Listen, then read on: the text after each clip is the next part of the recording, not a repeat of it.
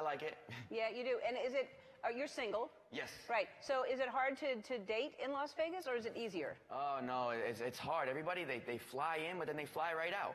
Uh-huh. Yeah, and then, it's so hard. I actually got myself on this little dating app now. I just started 2 days ago. It's called Raya. Uh-huh. And it's like lit out here. I'm out here, I'm swiping like crazy. Swiping it in the right direction? Yeah, this one you either X or you check, and I'm like, check, check, check, check. Out here, everybody's beautiful. Really? Yeah. And has anyone checked?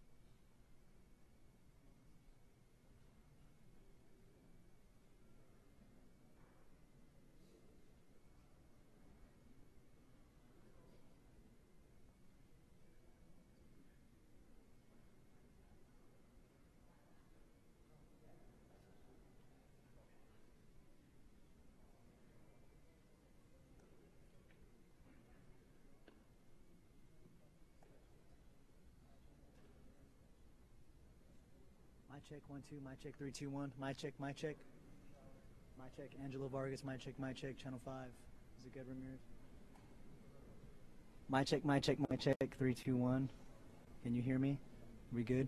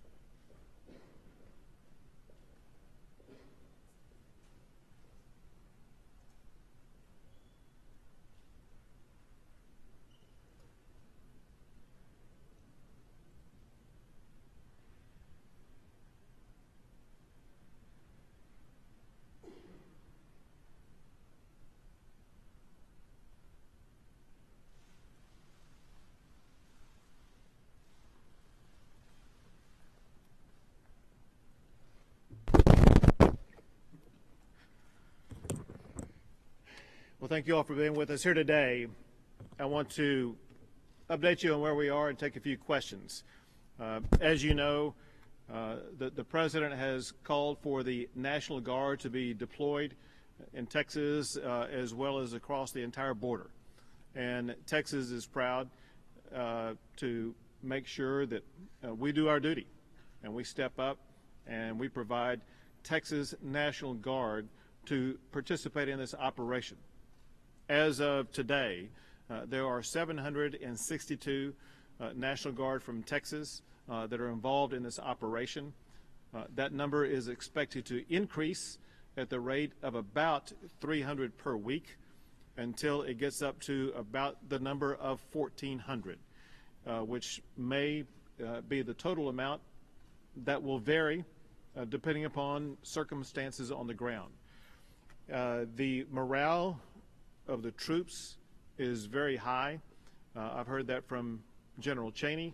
I heard it from earlier today, and I've heard it firsthand from National Guard members who are on the ground. In fact, so much so that the National Guard is getting calls from some of their members who want to volunteer to participate in this operation. In addition to that, I have received phone calls from governors of other states who want to offer their National Guard to participate in this operation. This operation is necessary in order to deal with what has been an escalation of cross-border traffic. There has been an increase of more than 200% of people coming across the border without authority. There's been an increase of more than 200% of heroin coming across the border illegally. Stunningly and disturbingly, there's been an increase of more than 200% of MS-13 coming across the border. This is the cross-border activity is posing serious threats and dangers, not just to people in the border region, but people throughout the state of Texas as well as throughout the United States. Understand this. When an MS-13 gang member comes across the border, they don't intend to stay right there across the border. Their intention is to get to someplace like Houston or Dallas or Chicago or New York. On behalf of our fellow Americans, that we stop those MS-13 gang members before they get across the border. Or if they do get across the border, that we track them down and arrest them and detain them and either deport them or put them behind the bars or whatever justice may allow to make sure that we keep our communities as safe as possible. Now, that said, one thing that we do see from the cross-border activity that was reported to me in our briefing today are ongoing and expanded challenges by the people who live in the communities on the border. That includes concerns and challenges because of an increase in the number of stash houses, an increase in the number of vehicles that are out of control. What happens typically is that there will be drugs, in particular marijuana, smuggled across the border and then placed into a vehicle. That vehicle takes off and drives wildly out of control, and it imperils Texans and Americans who are lawfully driving down the road, who have their safety compromised because of the lawlessness that occurs because of the cross-border drug trade. So we are very grateful for the National Guard being a part of this process. Now, the National Guard is playing a complementary role to aid and support what the Border Patrol is doing. The National Guard is not going to be involved in the process of apprehending people who have come across the border illegally.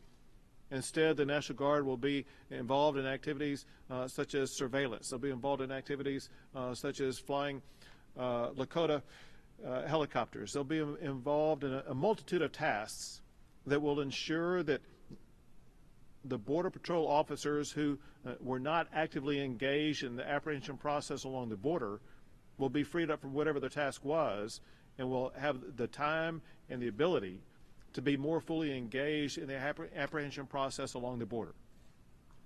All of us share a multitude of goals, one of which is this, and that is we want to shut down the cartels and the gangs and the smugglers who are trying to import crime into the United States. With that, I'll be happy to take a few questions. Yes.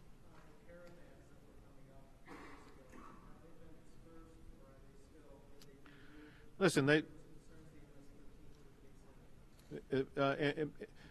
for the most part, they have been dispersed. There may still be a few people, but there's something very important about that, and that is the reason why the National Guard was called up has nothing whatsoever to do with the caravans. The reason why the National Guard was called up has to do with this ongoing increase in cross-border activity. The cross-border activity, when I say activity, I mean people who are coming into the United States illegally and people who are bringing drugs and other contraband into the United States illegally. That has been on the rise for over a year. When I say an increase, if you look at March of last year to March of this year, there's been a more than 200% increase in the number of people coming across the border without authority and the number of drugs, especially heroin, that's being brought across the border illegally. And it didn't just spike in 1 month. If you look at it on a page, you see a gradual uptick. We are on a trajectory that would put us along the lines of the devastatingly high cross-border activity that we saw in years like 2014.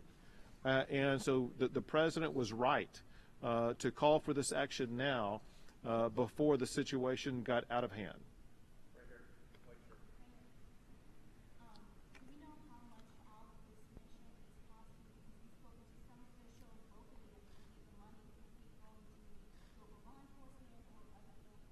Well, as far as I know, the money is going through the Department of Defense. And as a result, that money would not be available for any of these other multitude of purposes that people say that money could go toward. I don't know. I would have to refer you to the Department of Defense.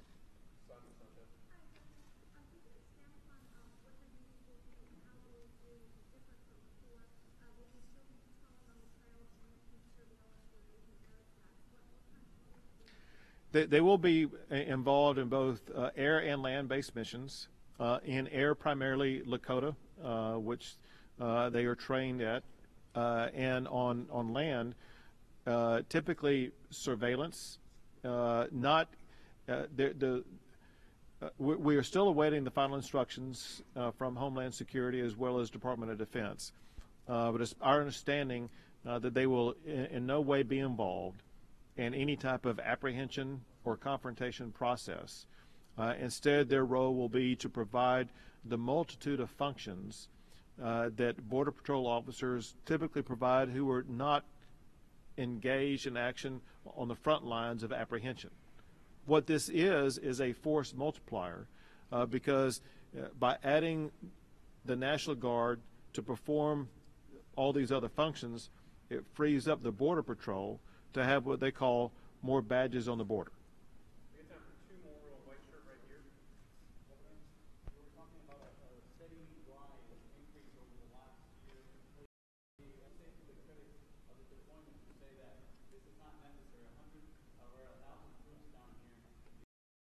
They need to look at the information as opposed to their own belief, because what the real facts show, if you look at all the years going back a decade, you will see the rise that we are dealing with right now is at a substantially high level.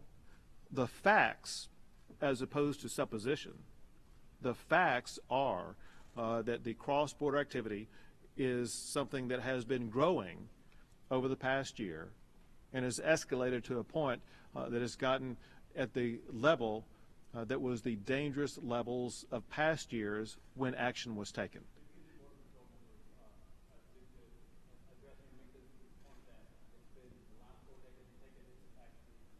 If they're using Border Patrol numbers, then they will see that the increase from last March to this March was a steady rise, that has led to a 200% increase. If they were using, if they were using